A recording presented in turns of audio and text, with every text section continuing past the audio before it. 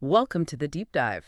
Great to be here. Today, we're diving into the pretty wild world of video game glitches. Yeah, fascinating stuff. Sometimes frustrating, sometimes dangerous. Exactly. We've got this podcast script as our source, Gaming's Most Dangerous Glitches, from Pokémon to Permanent Injury. Quite the title. It is. And it covers a lot, from game breakers to things that, well, actually broke hardware. Our mission today is basically to pull out the most interesting bits, the really standout examples of these glitches. Give you a good sense of their impact, maybe some aha moments along the way. Right. From just annoying bugs to, real-world consequences. Absolutely. This source material really shows how glitches are just part of gaming history now. Okay, so where should we start? Maybe with the ones that just stop the game dead. The game breakers. Good place to start. Yeah. The source mentioned a few really bad ones. Like Skyrim on the PS3. I remember hearing about that. Oh, yeah. That was a big one. You put in, what, 15 plus hours? Maybe way more. Building your character, exploring that huge world. And then the save file just gets bloated. Too big for the PS3 to handle properly. So the game just grinds to a halt, like unplayable slow. Yeah, a crawl. Eventually just unplayable. It really showed the strain these big open-world games put on console memory back then. Ugh, imagine. All that effort, gone. Almost. And it's a problem developers still wrestle with, you know? Optimization is key. Totally. Then there was that Zelda one, Twilight Princess. The bridge glitch. Right. If you saved at just the wrong spot, after a certain bridge collapsed... You were just stuck, like, permanently. Yep. Couldn't move forward, couldn't go back. Game over, basically, unless you had an older save. Almost funny if it wasn't so frustrating for the player. It really highlights why thorough QA testing is so important, catching those progression blockers. Definitely.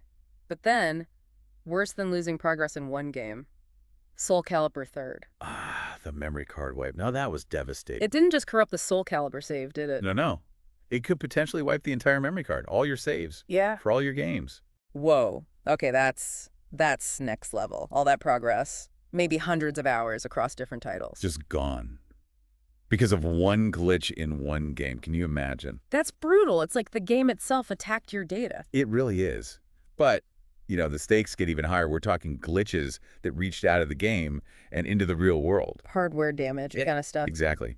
The source mentions EVE Online, Trinity, an expansion release. What happened there? For some players, it apparently deleted crucial boot files from their Windows XP systems. Boot files, like the stuff the computer needs to even start up. Precisely. It essentially bricked their PCs, made them unusable until you could restore those files. How did they even fix that? Get this, some players actually had to mail their physical hard drives to the developers.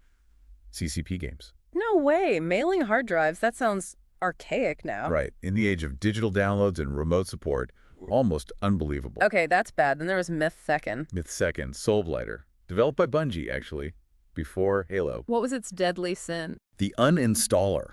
If you installed it in the wrong directory. Or maybe just by default sometimes. Yeah. The uninstaller can potentially just start deleting everything on your hard drive. Not just the game.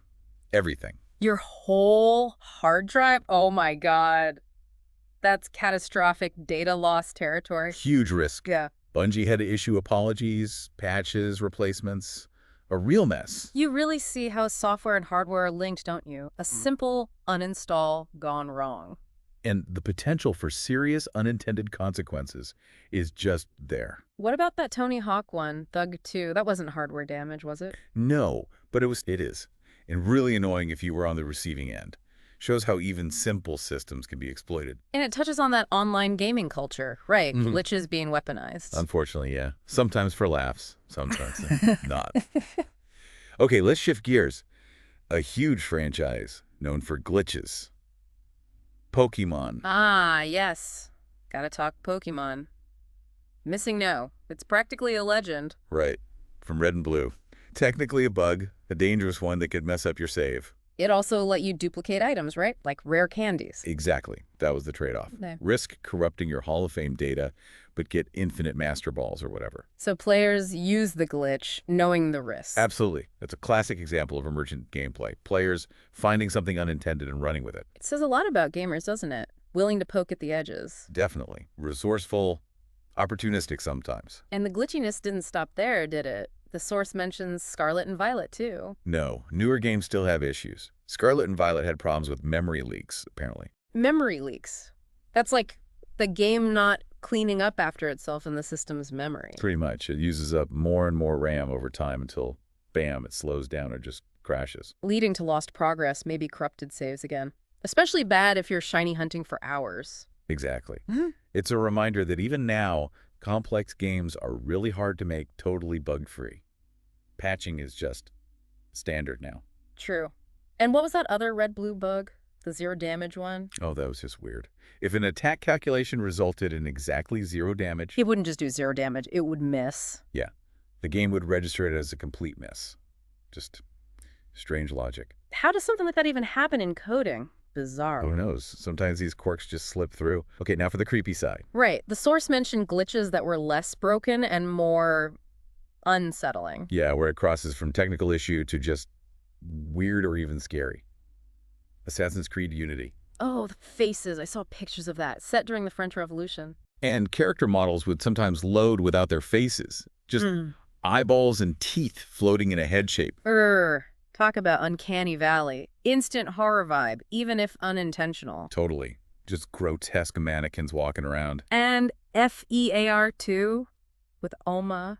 Apparently, sometimes the character Alma, who's supposed to be this creepy ghost girl, Yeah. she would just glitch and appear, hovering, staring, when she wasn't supposed to be there. Yeah, that's nightmare fuel. Especially in a horror game where you're already on edge. Perfect jump scare material, even if it was a bug. Yeah. As the source noted, streamers probably hated that. These visual glitches can really mess with the whole atmosphere, can't they? For sure. Takes you right out of it or pushes you into unintentional horror. Yeah. And then The Sims 3. Oh, God. The demon babies. Yeah. Sometimes baby Sims would glitch visually, stretching and contorting into these horrifying shapes. Okay, yeah. Enough said on that one. Super unsettling. Definitely. So the source also had some interesting trivia bits, right? Glitches with unexpected side effects. Yeah, these are really fascinating. The evil Gandhi glitch in Civilization. Yes, the legend. So Gandhi, normally peaceful. Right. But apparently his aggression score, if it dropped low enough due to adopting democracy or something. It would underflow, like wrap around from 0 back to the highest possible value. Exactly, an integer underflow bug. So suddenly, peaceful Gandhi becomes the most nuke-happy leader on the map. That's hilarious and amazing. A coding error creating this iconic gaming myth. It's a perfect example of unintended consequences in a complex simulation. Absolutely. And then World of Warcraft. Yeah. The corrupted blood incident. That wasn't just trivia. It was almost science. It really was. A Okay. debuff, a sort of magical disease from a raid boss, was accidentally spread outside the raid zone. And it just spread through the cities like a real plague. Yeah. Players got infected, pets could carry it, NPCs could get it. Right. It spread rapidly through major population hubs. Lower-level players died instantly. But the amazing part was how players reacted, right? Totally. Yeah. Some tried to heal others. Some deliberately spread it, but some fled the cities.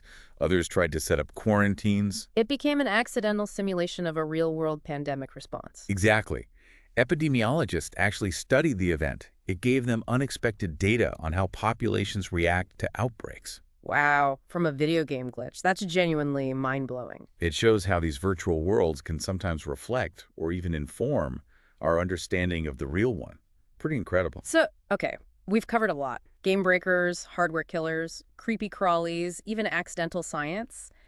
Looking back, what are the big takeaways here? Well, I think what really stands out is just the sheer variety of glitches, and their impact. Yeah, it's not just one kind of problem. Right. They go from being like minor annoyances that just mess up your game night Like the Skyrim slowdown or that Zelda trap. to these really bizarre visual things like the Unity faces or the demon babies that are just unsettling. Creepy, yeah. But then, crucially, you have glitches with actual, tangible, real-world effects. like breaking your PC with Eve online or that mystic and hard drive wipe scare. Exactly. Yeah. Real hardware damage potential. And even beyond that, the unexpected learning, like with the WoW-corrupted blood plague. That accidental pandemic simulation, it's amazing. So it really runs the gamut. It does, from safe corruption to computer failure to, even contributing to scientific understanding.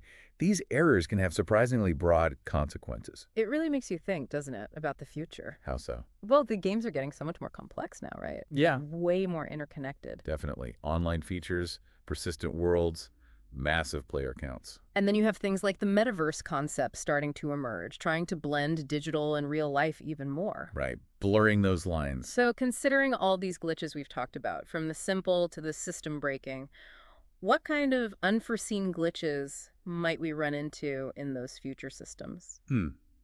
That's a really interesting thought.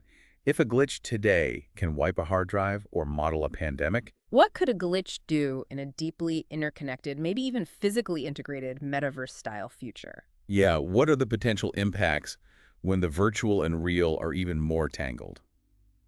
It definitely makes you pause and consider the stability and maybe the unforeseen risks of the digital worlds we're building. Something to keep an eye on for sure. Makes you appreciate a smooth gaming session. Absolutely. Or at least appreciate the glitches that are just funny, not destructive.